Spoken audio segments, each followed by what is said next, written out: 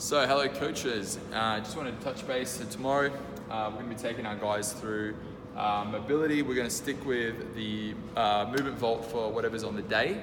They're working really good. Again, if you've got anyone that needs rehab, make sure you sort of refer them to the movement vault. Get them to sign up their own membership so they can do it on a day-to-day basis. The best thing we can really offer someone for constant rehab, apart from us obviously doing the one in the class, they can specifically target areas that they really need to work on, and the movement vault allows for that programming to happen. Even better still than us actually writing a program, because they most likely won't do it anyway, and it gives them instruction at the same time. Warm-up wise, what we're going to do is we're just going to make our way through each movement, setting the scale. So we only need to go through these first 5 because it pyramids back, and the kettlebell swings, it pyramids back. Focus on with the lunges, vertical shins, sitting into the hip, keeping that arm full extended and open. You can scale if you've got someone who's a beginner and they're just not going to have that shoulder control.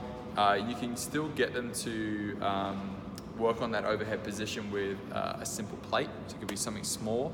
They can hold a 2.5 kilo plate. All that's going to do is by having them act and have that overhead position, is going to force them to stay nice and vertical when it comes to doing the lunges.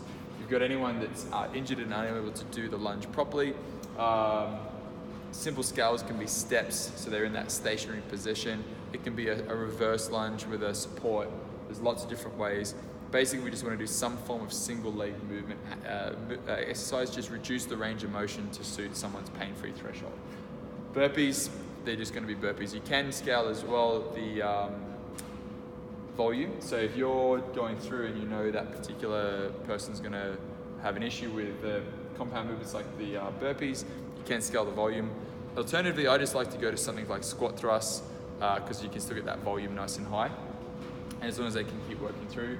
Double unders, it'll be either 100 double unders or straight up 40 cal row, whichever they're going to be able to do. So if they're not able to do double unders, we're going to just get them to go straight into a 40 cal row instead. 25 knees to elbows. Now this one, it's a good opportunity. We want to start practicing them working on their kip on the bar. So progression wise, I'll get you guys to work on knee raises, and then from knee raises into kipping knees to elbows. As long as the knee is coming in contact with any part of their arm, that's a full knees to elbows. So if they're not able to do that, they're going to do knees to chest, or as knees as high as possible on the bar. And then rope climbs, we've got our normal standard rope climb. So we've got progressions being the floor climb, so on the back, working their way through the floor. It can also be the pull-up assist, and then you've got obviously your full rope climbs as well. Remember, the overall arching goal of this workout is, again, volume, working bigger sets, so it's going to work their aerobic capacity a lot more and muscle stamina.